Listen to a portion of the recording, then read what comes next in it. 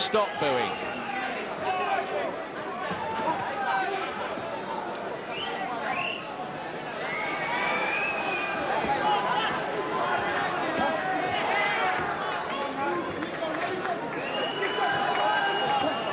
See the Monday morning headlines already saying that Hamed made very heavy weather of it.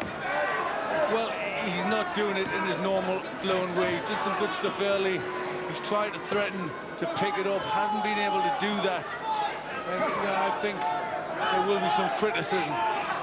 This is not quite the statement he would have been looking to make on his return. No, I think he'd want to say he was back. He was back in good fashion and ready for the next challenges out there, but this is not really the statement that he wanted. It's been good to a point. There have been plenty of jolting shots. The jab has worked well, but maybe not enough combination punching to follow it.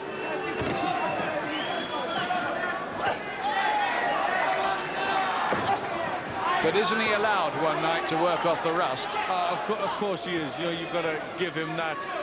You know, it's been a long time out of the ring, coming off a loss. You know, with the best will in the world, anybody needs to get themselves back.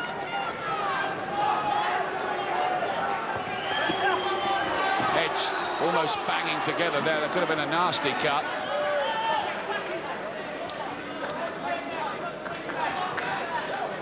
Calvo, who does his training at the Rayo Vallecano gym in Madrid. He's a big Atletico Madrid fan. He wouldn't have been too happy to see the bitter rivals Real with the Champions League in Britain the other night up in Glasgow. And he gets through another round without too much difficulty. Now I just wonder what Naseem Hamed is making of the reaction of the fans tonight, which is very much part of the story. Of course, now that I would imagine frustration will be starting to creep in. Almost half his punches have landed, still pretty accurate. That's all. What's all about? We got to go, baby. Go around, baby. Go around. I want to throw a little bit of water over here, right? Oh, I love that. See, I think it rocked his self-belief to the core, losing to Barrera. This is a man who said he would never lose. He could not see that he would ever be beaten, but he was beaten, and he's had to reassess, and I think that's why he was away so long. Yeah, I think it does take time to come to terms with that. Don't fall asleep on me a little bit there, okay? Don't fall asleep on me for nothing, all right? Let's do it. Let's do it, baby. Go have some fun. Round 9. Well, Oscar Suarez seems happy enough. Yeah, I mean, you don't know what they're working on themselves. Maybe a bigger picture, a bigger plan, and this is part of it.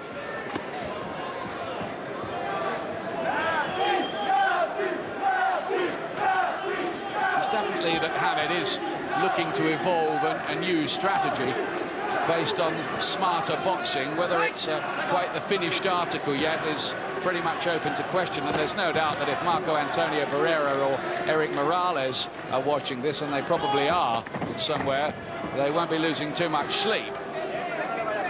Which is not to say that Hamed down the line can't come back.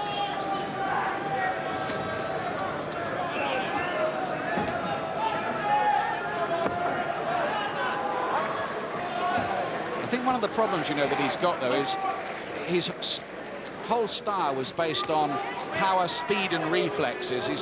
The power's going to stay, but the speed and reflexes are going to dull a little with age, aren't they? Yeah, that's right. And you know, also when you've had a loss, your opponents then get a lot more belief that they can beat you. The invincibility goes, and that's a big thing. We saw that in the past with people like Tyson.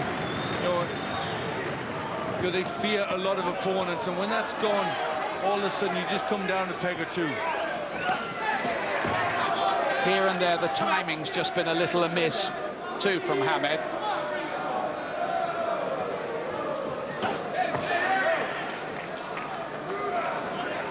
Trying to whip in the left hand, too. And I don't think it's helped him an awful lot boxing in this atmosphere, either. Well, yeah, I must say, the atmosphere at the beginning was very, very good. All there for him to put a show on, and the crowd were behind him. They've just gone, against him a little bit because, I think they wanted the big performance and the knockout early. Little jab there. Watch the elbows. Hamed following in the punch. Trick that Mike Tyson is particularly adept at that. As Lennox Lewis may find out. But also Hamed, having to go looking for Calvo a bit, and Hamed likes his opponents to come onto him more. Just boxing in spurts a little, and at times out of range with the jab now. In the second round, he was really thudding those shots home, and the timing was really there. Decent body shots going in from Hamed there. So he could have to go the whole way again here, as he did with Wayne McCulloch and Cesar Soto.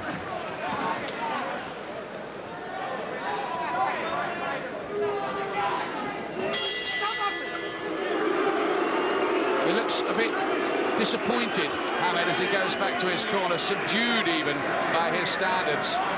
He's winning. I mean, he's winning the fight by a long, long way.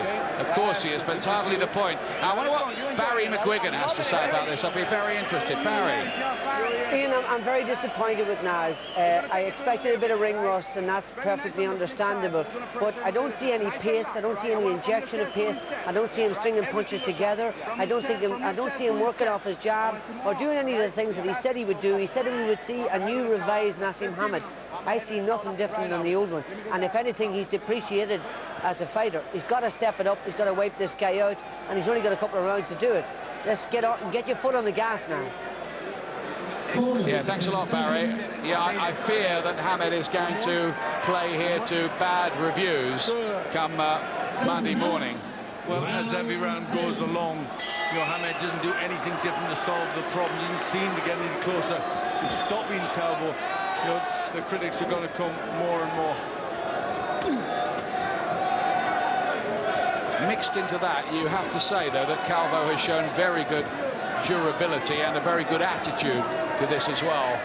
He's doing himself proud in there.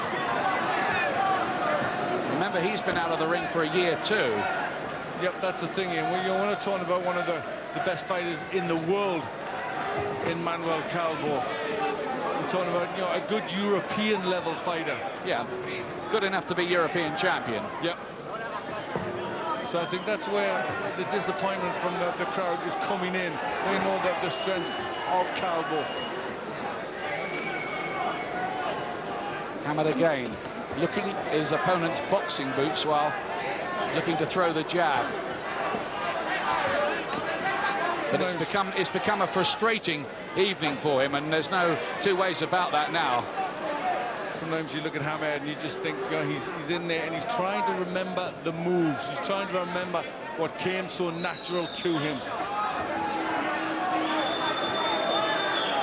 Now it seems a bit more effort.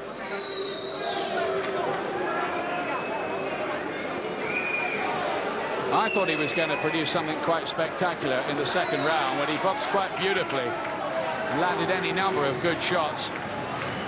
But only fitfully has he produced cameos of real class here. A couple of good shots going in there for Hamed. He's trying to pick it up now.